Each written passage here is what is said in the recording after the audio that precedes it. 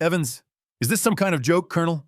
You called this old man here to fix our F-35. His voice cut through the scorching heat of the runway, sharp as a blade slicing the air. Beside him, the F-35 Lightning II. The pride of the United States Air Force stood silent and motionless, like a steel carcass stripped of its soul. An old man approached wearing a faded blue mechanic's jumpsuit. He carried no laptop, no diagnostic headset, only a pair of calloused hands and gray eyes, deep still and weathered by the storms of 100 missions. Evans mocking. Do you even know this system has over 20,000 sensors? What are you going to do? Fix it by touching it? The air grew heavy. The young engineers nearby fell silent. A few exchanged quiet laughs. Colonel Davies folded his arms, his tone low but firm. Let him do what he came here to do. The veteran lowered himself slightly, placing the palm of his hand on the fighter's hull. The wind shifted. Dust swirled. Every sound seemed to fade away. 1 second. 2. Then he opened his eyes and spoke slowly, each word landing with the weight of truth. The jet isn't broken. It's trying to tell you something. If you believe that true courage doesn't come from the sound of a gun, but from the silence of those who've walked through war, then subscribe to brave veteran stories to help us preserve the memory, dignity, and quiet honor of our silent heroes. Brewer walked slowly toward the F-35 Lightning II, his hand gently resting on the matte black metal skin. The surface burned under the sun, but he didn't flinch. His thick, calloused fingers trembled slightly, yet each movement was precise. Those hands had once gripped the control stick of a helicopter, in a storm of gunfire had patched a leaking fuel line, with a piece of heated steel had held on to lives whose names he could no longer remember, only their faces drenched in sweat and fear. No one dared to speak. A row of young engineers stood frozen. Only the faint flutter of the American flag at the end of the runway and the distant hum of jet engines broke the silence. The air seemed drained from the world. Evans glanced at his watch, a small impatient gesture that sliced through the solemnity forming in the heat. The silence made him uneasy, the kind of stillness young men raised on screens and data could never tolerate. Brewer closed his eyes. He wasn't searching for faults with his sight. He was searching through memory. Inside his mind, the sound of the engine wasn't just noise. It was the breathing rhythm of a wounded creature made of metal.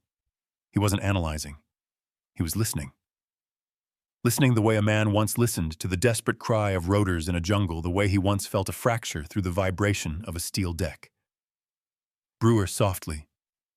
Machines don't lie. It's people who stop listening.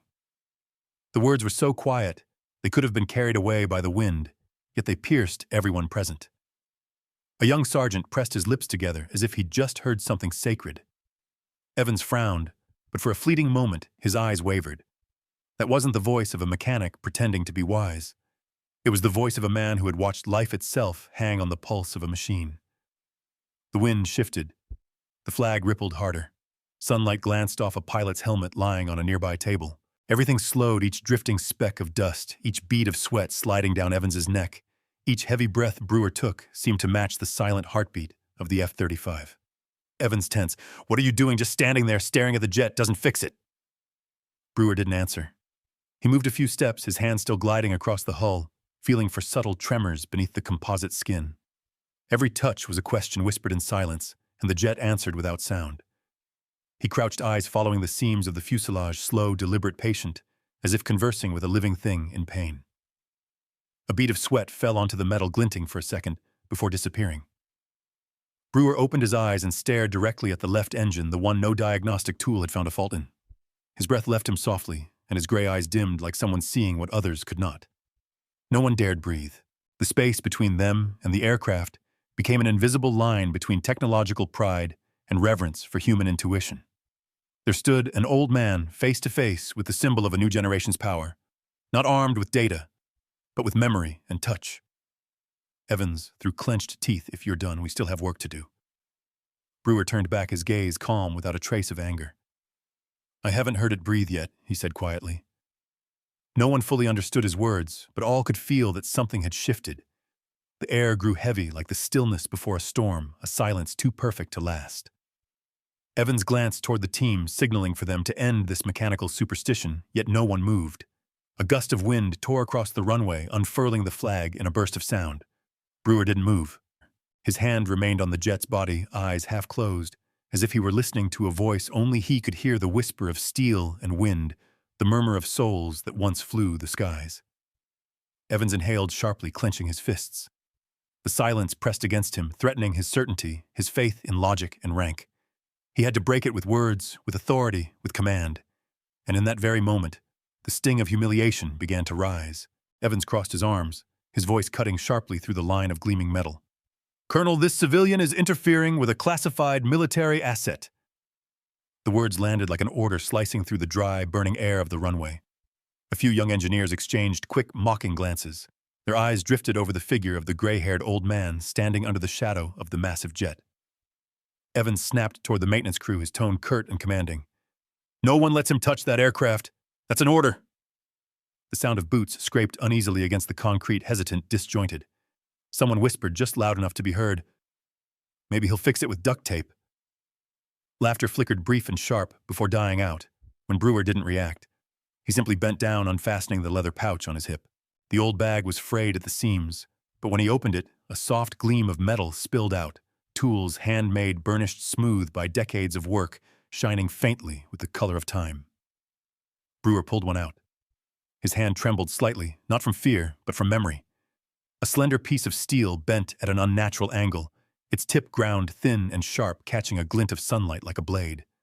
Around them, silence deepened. In that haze of heat, a scene rose in Brewer's mind. The thick jungle of Vietnam rain falling in sheets, the air heavy with smoke and mud. A Huey with a broken rotor lay grounded amid gunfire.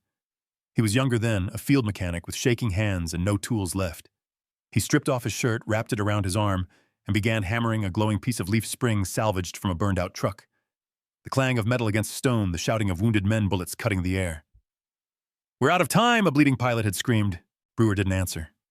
He just hammered, breathed, and listened to the steel sing. When it cooled, that crude piece of metal became the hinge between death and survival. The Huey lifted into the rain, carrying its broken crew toward life. The memory dissolved. Now back under the harsh sun, Brewer still held that same tool. Its steel was dull and dark, but it seemed to breathe with the echoes of all it had witnessed. He raised it slowly, almost reverently, as if lifting a fragment of history. Evans stepped closer, his face a mask of authority. "You are not authorized to use any object on this aircraft." Brewer looked at him calm, unshaken. No defense, no defiance, only a quiet truth. "You can read every line of data," he said softly, "but you can't hear a jet when it's in pain." Evans flushed. His voice broke with anger. "That's enough. Security, get this man off the flight line now!" The command echoed hollow and harsh. No one moved. The flag snapped in the wind. The sky dimmed to gray. Brewer didn't move either. He looked at the F-35 with the same gaze a medic might give a dying soldier, not frustration, but farewell. At the edge of the group, a young sergeant named Miller tightened his grip on the phone in his pocket. His heart pounded. He looked from Evans to the old man and felt something twist inside him, an ache of recognition. His father, too, had been a combat mechanic. Seeing Brewer humiliated like this felt wrong in a way words couldn't touch. If he stayed silent, the old man would be escorted away, and truth would leave with him. Miller hesitated, then typed fast with his thumb. His message was short but urgent. "Sir, he's found something." He hit send. Brewer took a slow breath, eyes still fixed on the aircraft. "It's all right," he murmured, voice low and rough. "Machines only need someone willing to listen one last time." The sentence hung in the air. A few of the younger men looked down, their faces tightening. Evans turned away, but something in his eyes flickered the first crack between pride and understanding. He didn't know it yet, but that crack would widen. Far off, Miller lowered his head, the glow of his phone screen fading in his palm. The message flew across the base network, carrying with it a single hope that someone somewhere would understand the worth of the man who'd just been dismissed. And from that quiet act, everything began to change. Miller crouched behind the tool chest, his heart pounding in his ears. The air along the flight line was heavy, the heat laced with the smell of jet fuel and tension. He watched Evans barking orders, saw Brewer's hand still resting calmly on the side of the F-35, unmoving, unshaken. A surge of urgency ran up his spine. If he didn't act, this injustice would stain the honor of the entire unit. He pulled his phone from his pocket, his palm slick with sweat. His thumb moved slowly, but with purpose. The words appeared on the screen. "Sir, he's found something." A heartbeat later, he pressed send. The The message vanished, carried off into air thick with the metallic scent of fear. Miller looked up. Evans was still shouting at the guards. Brewer stood motionless as if carved from stone, his eyes locked on the jet's left engine, where the faint hum seemed to falter like a dying breath. Cut to the operations office. Colonel Davies sat hunched over his desk when his phone vibrated softly. He glanced down a message from Sergeant Miller. His expression shifted from curiosity to steel. He swiveled his chair toward the wall map of the base. Brewer. That name, he murmured. Davies powered on his computer and opened the personnel archive. His fingers raced over the keyboard. Lines of data appeared on the screen. Theodore Brewer, Aviation Maintenance Specialist. Silver Star. Distinguished Flying Cross. 16 Air Medals. Purple Heart. He read aloud under his breath, voice tightening. Then he saw a faint handwritten note at the bottom of the file, yellowed with age. If this man ever asks for anything, give it to him. Davies froze. His breathing grew heavier, his eyes darkening with recognition. Memories flickered, engines, roaring blood smoke, the chaos of another time. He shoved his chair back, the metal legs scraping hard against the floor. Get my car, he said, his voice low but absolute. The phone still glowed on the desk, the note on screen burning into his mind like an order. He grabbed his cap and strode into the hallway. His aide straightened at once but didn't have time to speak before Davies barked, "Take me to the flight line. Now." Tires screeched against the concrete. The black SUV tore through the blinding sunlight of the base. Inside, Davies gripped the dashboard, his jaw clenched. He wasn't thinking about the multi-million-dollar fighter waiting out there. He was thinking of a man, a mechanic who had once kept an entire generation alive with nothing but his hands and his memory. The vehicle swerved hard, kicking up a cloud of dust as the engine roared, blending with the howl of wind slicing past the radar tower. In the distance, the runway came into view first, a shimmer, then a horizon of motion. Davies could see the cluster of engineers, Evans's figure tense and shouting, and Brewer still standing completely still. A jolt went through him, authority, memory, and reverence merging into a single current. Evans opened his mouth to issue another order when a new sound cut through the air, the deep growl of approaching engines. A convoy was racing down the tarmac, its wheels hissing like a storm breaking through calm. The wind whipped dust rising like smoke. Miller lifted his head. He saw the flash of sunlight on windshields, the glint of insignia on the hood, and Colonel Davies seated in the front, his expression carved in iron. Evans instinctively stepped back, his confidence shrinking beneath the weight of that sight. The younger engineers murmured, but no one dared to speak. Brewer didn't move. His shadow merged with the aircraft's hull, blending into the metallic skin as if he belonged to the jet itself. The SUV screeched to a halt before the gathered crew tires, screaming in protest. The doors opened. Davies stepped out first, his cap tilted low, his eyes sweeping across the crowd until they landed on Brewer. The atmosphere shifted instantly, as if the wind itself had changed direction. Every smirk, every careless whisper vanished, leaving behind a silence dense with respect. No one yet knew who else was inside the vehicle. Then the rear door opened. A single heavy footstep hit the concrete, steady, commanding, unmistakable. It was the sound of authority returning, echoing from a past too proud to die. And then through the blinding white glare of the runway, the man appeared carrying with him the weight and reverence of a generation the world was about to remember. The black SUV screeched to a halt in the middle of the runway, its tires shrieking against the concrete. The doors opened, wind whipping up clouds of burning dust, and from the vehicle stepped a man tall, broad-shouldered, his silver hair glinting under the sun. His uniform was immaculate, the fabric thick and pressed with purpose, and on his shoulders gleamed 4 shining stars. No one spoke. For an instant, the world seemed to stop. Evans stiffened, his soldier's reflexes kicking in before his mind could catch up. His spine locked straight, his pulse surging. Sunlight bounced off his pale face as he stammered, "General Peterson," his voice breaking with disbelief. The general didn't even glance his way. He walked past each step, measured and deliberate, the rhythm of decades of discipline, echoing in every stride. Far down the tarmac, the American flag rippled faintly in the wind. Every gaze followed him, officers, mechanics, enlisted men alike drawn to the quiet authority in his presence. When he was only a few steps away from Brewer, he stopped. The air seemed to hold its breath. No one moved. A silent pressure filled the space, the weight of time itself pressing down on everyone present. "Teddy?" The general's voice cracked, equal parts shock and reverence. "My God, it's really you." Brewer lifted his head. His tired, weathered eyes met Peterson's, and for a heartbeat, they saw each other not as soldiers, but as men bound by something only war could forge. Recognition flickered, then a faint smile appeared on Brewer's lips. "Pete, you got old." That simple line broke the stillness. A few of the younger men standing at attention couldn't help but smile, unsure why their throats felt tight. Evans bowed his head, sweat gathering at his temple. He didn't know where to look or how a four-star general could speak to an old mechanic with such respect. Peterson straightened, adjusting his collar. Then suddenly, he raised his right hand in a crisp, flawless salute. The wind died. The entire flight line froze. It wasn't formality. It was a bow, the highest rank of command, saluting a man without insignia, without uniform, but with more honor than most would earn in a lifetime. Brewer's breath grew shallow. He looked at his old comrade, then slowly, with trembling precision, returned the salute. The two men, one a general of the present, the other a craftsman of the past, stood facing each other in the fading light of a new century's runway. Peterson turned to the gathered crowd. His voice carried effortlessly across the airfield, firm and resonant. "Men, you stand in the presence of a living legend."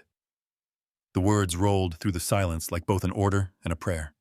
Every soldier, every engineer, every officer straightened their heads, lowering in respect. Not a sound followed, only sunlight glinting off the mirrored visor of a pilot's helmet, scattering like a silver ripple across the tarmac. Peterson's tone deepened, his voice both fierce and warm. "I was 23 when my helicopter went down in the Auschau Valley. We were surrounded, wounded, and written off. No one believed anyone would come. But he did. Theodore Brewer, the man standing before you, landed a shattered Huey under fire, repaired the engine with his bare hands, and carried 18 of us out alive. I'm here because of him." Silence, the kind that weighs heavy on the heart. Evans swallowed hard, feeling his pulse hammer in his temples. He turned to look at Brewer, the quiet man still holding that weathered, hand-forged tool. The sun caught its worn blade, and for a fleeting second it gleamed like it had all those years ago in the jungle. Peterson lowered his arm. His eyes softened, but his voice stayed firm. "When I heard someone tried to have this man detained, I came myself. Because here in every plane and every engine that flies lives a piece of his soul. No one dared move. Only the wind replied, sweeping across the hulking frames of the jets, making them sing a low, solemn note." Brewer looked around at the faces of young men and women. Eyes lowered, hearts awakened. In that moment, honor returned to where it belonged. The afternoon sun caught the F-35's canopy, casting the reflections of both men side by side. One old, one young. One the symbol of the present, the other the memory of the past. Two generations bound by the same vow. Peterson placed a firm hand on Brewer's shoulder, his voice lowering to a quiet certainty. "Now they'll know Teddy. They'll know who you are." And in that instant, it wasn't just an identity that was revealed. It was an era, remembered, a legacy, reborn, ready to be told once more. Peterson drew a deep breath, his voice cutting through the stillness with solemn weight. "He saved 18 of us back in 1969, he said, each word landing heavy on the ground. A Huey torn to pieces in the middle of a firefight, he brought it back to life with nothing but scraps of metal. When everyone thought it was over, he turned wreckage into wings. No one moved. The young engineers stood frozen, their once proud expressions now lowered in shame. Evans felt sweat trickle down his neck, his pulse quickening, though he couldn't say why. The world around him seemed to shrink, leaving only the general's voice and the quiet, unshakable presence of the old mechanic. Brewer said nothing. He only turned back toward the F-35, slowly lifting his hand to point at the left engine, where sunlight shimmered faintly across the alloy skin. "The bleed air valve's pneumatic line," he murmured, voice rough with age but steady. "There's a pressure fracture, opens only when the turbine hits 50%. Evans frowned. "We've scoped that area twice. There's nothing there." Brewer met his eyes, calm, unwavering. "You looked with machines," he said quietly. "I listened with my hands." Silence fell again. No one dared interrupt. General Peterson nodded once and motioned to the team. A technician climbed the ladder tools, clinking softly as he removed the access panel. Sunlight glinted off the bolts. The faint scrape of metal filled the air. Evans stepped closer, watching every movement. Brewer stood beside him, his finger tracing invisible lines in the air, guiding the search. His directions were minimal, precise, impossibly precise. Under the magnifier's lens between oil and dust, a hairline crack slowly revealed itself, finer than thread, nearly invisible. A collective breath caught in every throat. Evans straightened, voice breaking. My God. He's right. The air seemed to vibrate awe, mixing with humiliation. The engineer lifted the removed line into the light. The fracture gleamed faintly, so small it vanished when the angle shifted. No sensor could have found it, only a man who could hear the heartbeat of an engine. Peterson's face softened into a rare smile. Sometimes, he said, the greatest knowledge isn't stored in data. It lives in the memory of those who paid for it with their youth. Brewer nodded, his tone warm, resonant. Airplanes have souls, General. They only speak to those who remember how to listen. Evans stood still. The wind picked up, scattering sheets of maintenance logs around his boots. Guilt welled inside him, tangled with reverence. He looked at the old man, the one he had nearly thrown out minutes ago, and his chest tightened. The damaged line was replaced.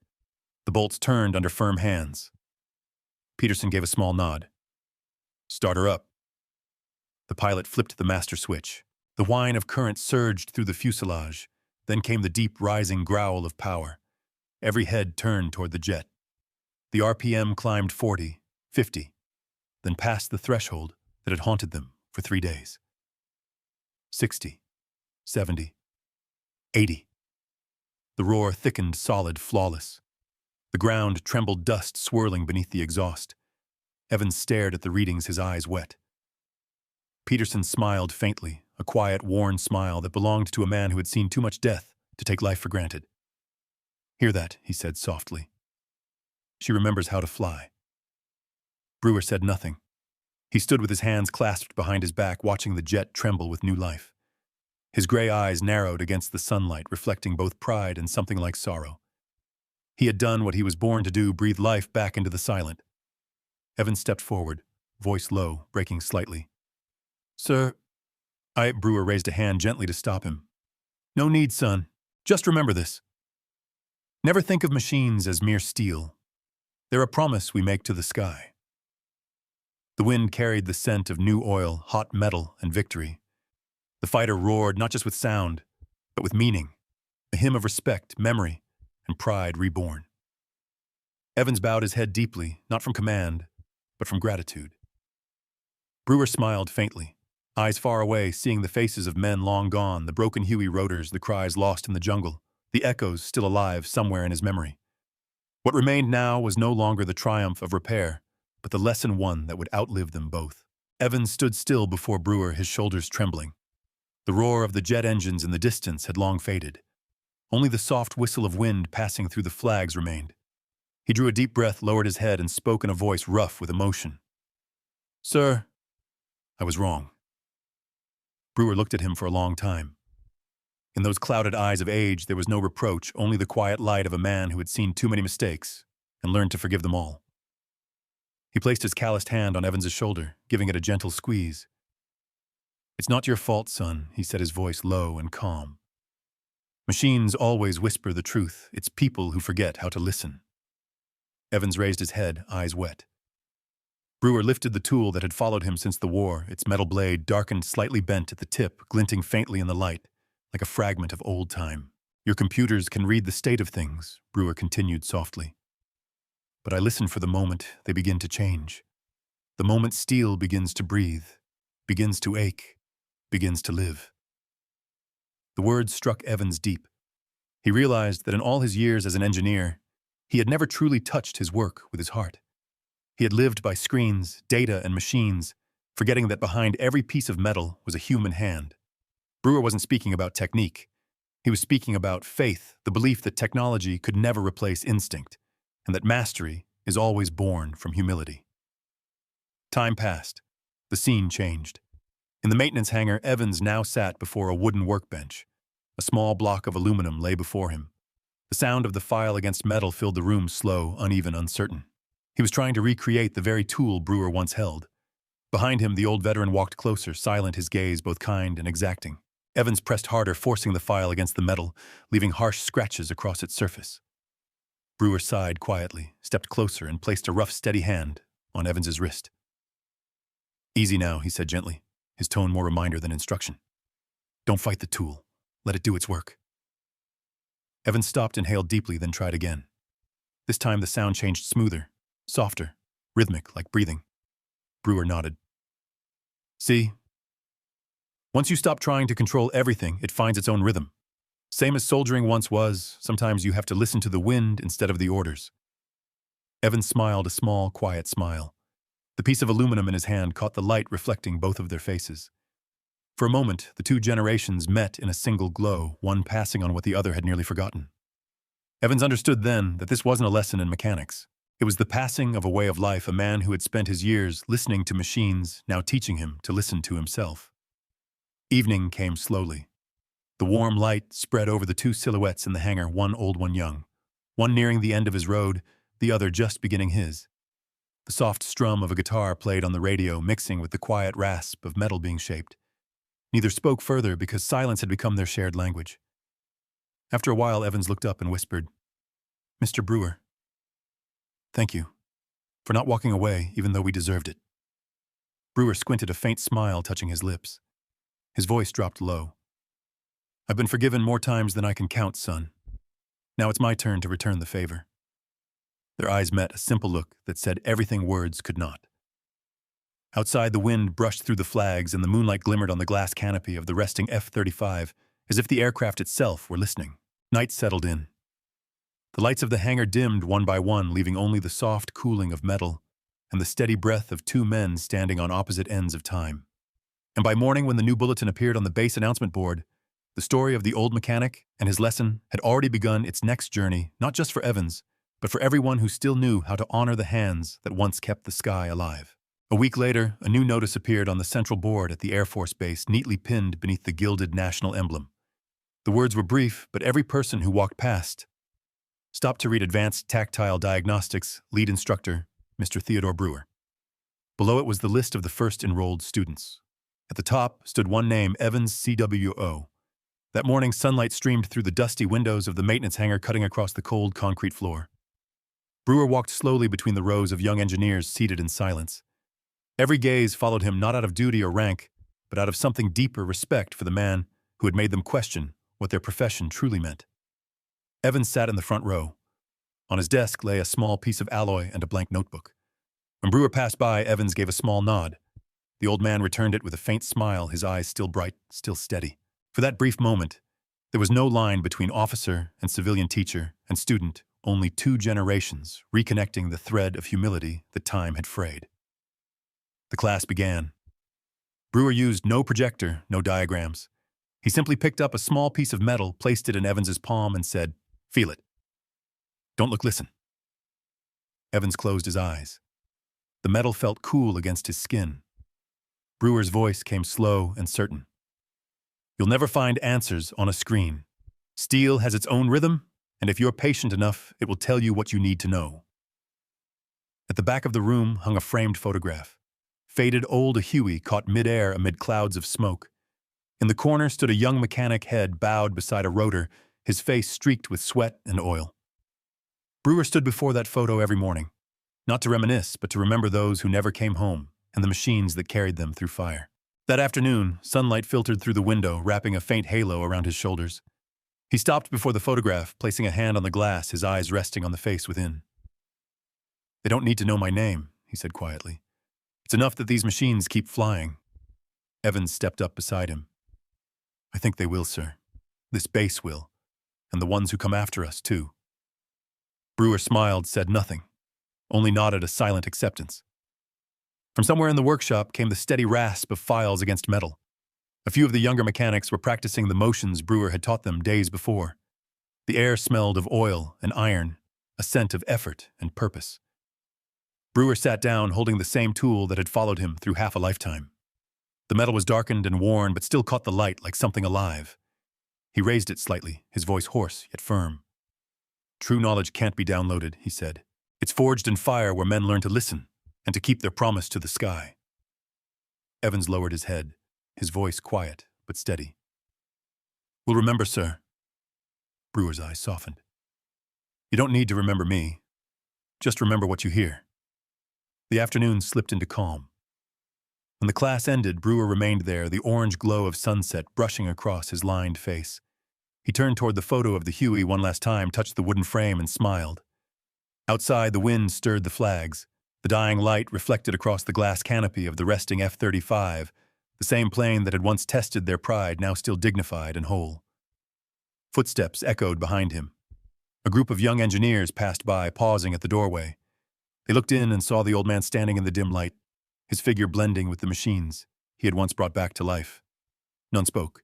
The air was filled only with the whisper of wind, the faint scent of oil, and the echo of metal cooling into silence. A voice, deep, calm, and reverent, closed the moment true mastery is not born from technology. It is forged in fire by hands and by the memories of those who dared to touch the impossible. The sound faded, leaving only stillness and respect.